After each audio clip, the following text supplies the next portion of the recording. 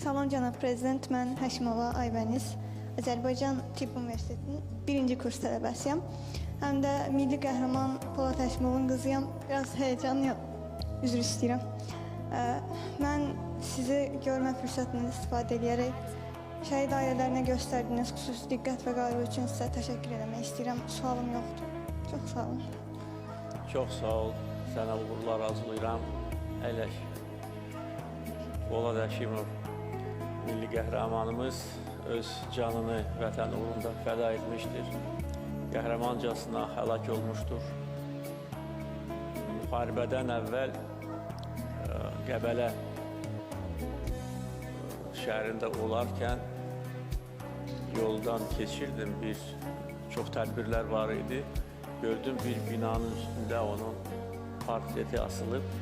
Mən maşını dayandırdım, gəldim onun portreti önündə Azərbaycan xalqına həm onun haqqında, həm gələcək haqqında öz sözlərimi dedim. Və onun qanı yerdə qalmamalı idi və qalmadı. Onun qisasını biz aldıq və döyüş meydanında aldıq və Polad Həşimov kimi qəhrəmanlar daim Azərbaycan xalqının qəlbində yaşayacaq. Mən onun bir hərbçi kimi fəaliyyətini çox yüksək qiymətləndirirdim. Mən şəxsən onu yüksək mükafatlarla təltif edirdim. Mən sevinirdim ki, Azərbaycan ordusunda belə peşəkar, vətənpərvər, yəni yeni nəslin nümayəndələri yetişir. Və deyə bilərəm ki, onun həlak olması hamımızı sarsıtdı və eyni zamanda onun həlak olması hamımızı bir daha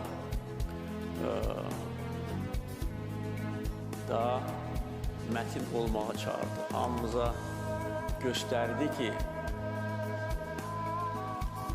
nəyin bahasına olursa olsun biz torpaqlarımızı azad etməliyik.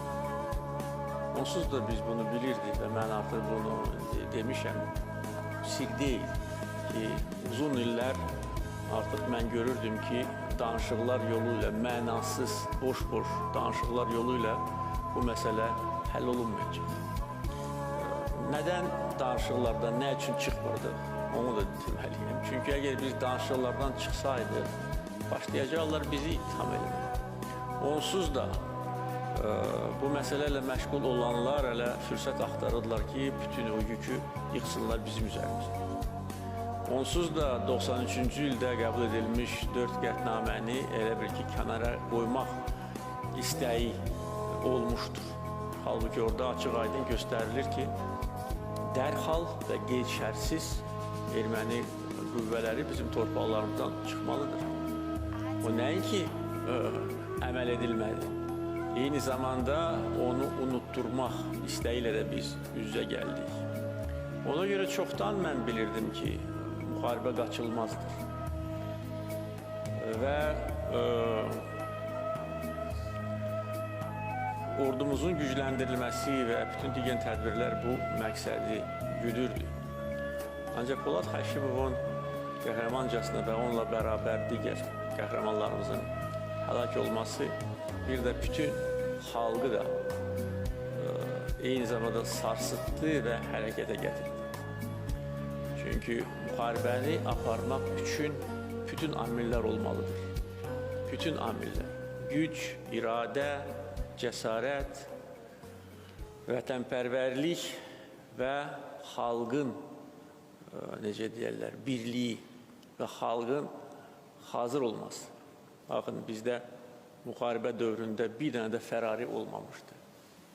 Amma 1-ci Qarabağ müharibəsində olmuşdu. Nə üçün? Çünki o vaxt inam yox idi. O vaxt müharibə gedə-gedə o vaxtki iqtidar Gəncəni bombalayırdı. Təsəvvür edirsən. Burada torpaqlar əldən gedir. Bunlar isə bax, burada bu Bakıda oturan iqtidar Gəncəni bombalayırdı və Azərbaycan əskərlərini əsir götürmüşdü. Belə olan iqtidarla müharibəni udmaq mı olardı? Əlbəttə ki, yox. İnam yox idi. Və orada torpaqlar əldən gedirdi. Burada isə bu yaxın yerlərdə, bu Milli Məclisin qabağında mitinglər təşkil edirdilər, bir-birini ittiham edirdilər, boş-boş sözlər deyirdilər, vədlər verirdilər. Hamısı da boş idi. Ona görə xalq da hazır olmalı idi. Və Polad Həşimov öz şəhadəti ilə o, deyə bilərəm ki, xalqın müharibəyə hazırlanmasında da çox böyük rol oynadı. Əgər bu olmasaydı, müharibəni belə aparmaq çətin olardı. Mən də bu yaxınlarda Gəncədə o ermənilər tərəfindən dağılmış evlərin önündə demişdim ki, hətta o dağıntılardan çıxanlar, öz yaxınlarını itirənlər deyirlər ki, ancaq irəli getməliyik. Və yadımdadır, mən bir çox müsahibələr vermişdim müharibə zamanı. Bir sual bugünə qədər yadımdadır. Bir jurnalist demişdi ki, ya Bərdədə, ya Tərtərdə dəfn mərasimində olub.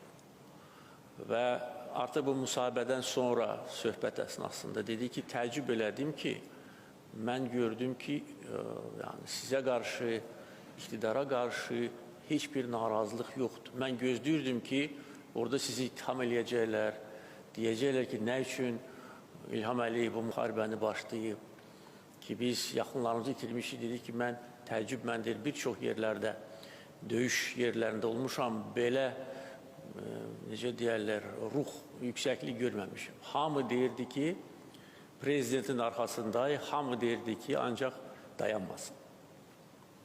Bilirsən, bax, budur xalq. Və xalq hazır olmalıydı buna. Və hazır oldu. Ona görə Poladın itirilməsi bizim üçün böyük itkidir, böyük dərddir sənin üçün, sənin yaxınları üçün ilk növbədə. Amma sən fəxr edə bilərsən ki, Polad kimi atan olub, var və əbədi yaşayacaq xalqımızın qəlbində.